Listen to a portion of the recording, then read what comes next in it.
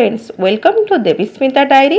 आज मो डायरी रो आपण मानक पई भात डाली सहित खाइबापी गोटे परफेक्ट साइड डिश रेसिपी नहीं आसी।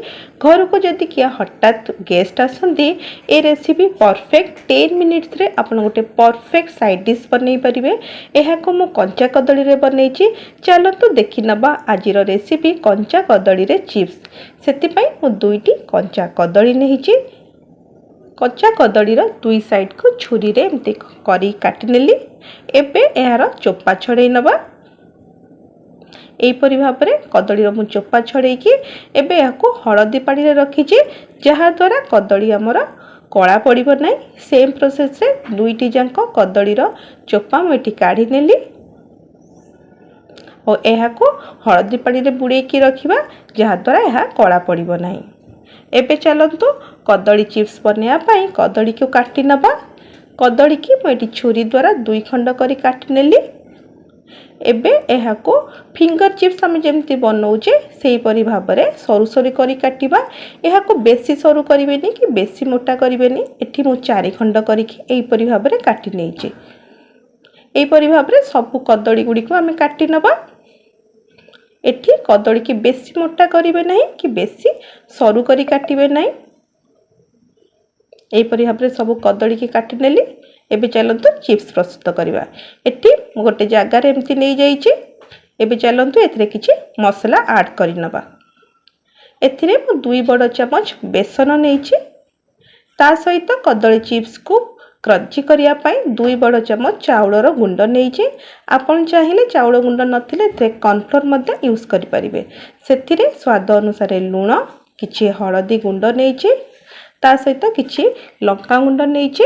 ता सहित मैं 2 बड़ चमच राशि नेइछि। राशि दवा द्वारा यह आहुरी टेस्ट बढ़ी जाई थाए कदली चिप्स रो। निश्चिंत घरे जदि राशि थिबो राशि आपण ऐड करि परिबे। यह ऑप्शनल, जदि नथिबो यह को आपण स्किप मध्ये करि पारंती। अल्प अल्प पानी देकी यह को आमे हाथ रे गोळे नबा। एठी मन रखंतु एठी आपण बेसी पानिया करिवे नै, जेमती बेसन और चाउल गुंडर कोट खाली कदली रे लागिबो। एठी 5 ରୁ 6 बड़ चमच पानी नेइछि। एही परि भाव में हाथ रे भल भाव में मिक्स करिबा, जेमती हळदी लंका गुंड लूण कदली रे भल भाव में मिक्स होई जिवो। एहा को बेसी पानिया करिवेनी, जहा द्वारा चिप्स बेसी क्रंची हबो नै। टेक्सचर एही परि रहिबा दरकार, जेमती बेसन और चाउल गुंडर गोटे कोट कदली रे लागिथिबो। एही परि भाव में रखिबे। एबे चलतु चिप्स प्रस्तुत करिया पई तेल को गरम करि नबा। एठी गोटे कड़ाई रे मु किछि तेल को गरम करि नेइछि। तेल को एठी मीडियम फ्लेम रे भल भाव में गरम करि नबा। तेल एठी भल भाव में गरम हो गलानी। एबे कदली गुडी को सेथिरे एम्ति गोटे गोटे करिकि देबा। एबे फ्लेम को आपण लो टू मीडियम रे रखिबे। एहा द्वारा कदली पूरा क्रंची होई कि चिप्स हबो। जदि आपण मीडियम किंबा हाई फ्लेम रे बनेबे या ऊपर भाग जल्दी रेड होई जिवो आ भीतर भाग सिजिबोनी आ क्रंची मध्ये हबो नाही। सेति पई लो टू मीडियम फ्लेम रे एहा को हमें छाणीबा। और मीडियम फ्लेम रे या को भल भाव में तेल को गरम करि नैतिबा। एबे कदली गुडी को मु देई देली। एबे 2 मिनिट परे एबे चामच द्वारा या को एपट सपट करिकि छाणी नबा। पाखा पाखी आपन को एठी 3 ରୁ 4 मिनिट लागि जिवो कदली चिप्स बनेवा पई। लो टू मीडियम फ्लेम रे बनेले या पूरा क्रंची हबो। एबे देखंतु एपट सपट करिकि पाखा पाखी एठी 3 ରୁ 4 मिनिट होई गलानी। आ चिप्स हमर एठी पूरा क्रंची देखा गलानी। एठी हमर कदली चिप्स रेडी। एठी देखंतु केते बढ़िया देखा जाउची लुक्स।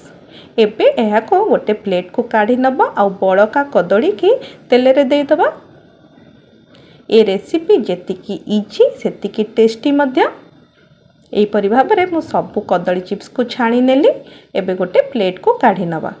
एठी देखंतु कदली चिप्स हमर जत्ते भल देखा जाउची, या खाइबा को मध्य सेतिकी टेस्टी। पूरा गोटे यूनिक रेसिपी। निश्चय थरे ट्राए करंतु। देखंतु या केते बढ़िया भाव में क्रिस्पी हेची। एहा को आपण भात डाली सहित मध्य खाई परिबे, नहले इवनिंग स्नैक्स रे एहा को आपण सॉस सहित खाई परिबे। जदि आपण एहा को छाणी की खाइबा को चाहू नांती, एहा को तावा रे आपण सैलो फ्राई मध्य करि परिबे। एक रेसिपी की थरे ट्राए करंतु। जदि रेसिपी टी भलो लागिला वीडियो टी को लाइक और चैनल को सब्सक्राइब करंतु। एहीपरि भाबरे आउ किछि रेसिपी मु आपन सहित शेयर करिबि। सेति विदाय दियंतु। रहिली नमस्कार।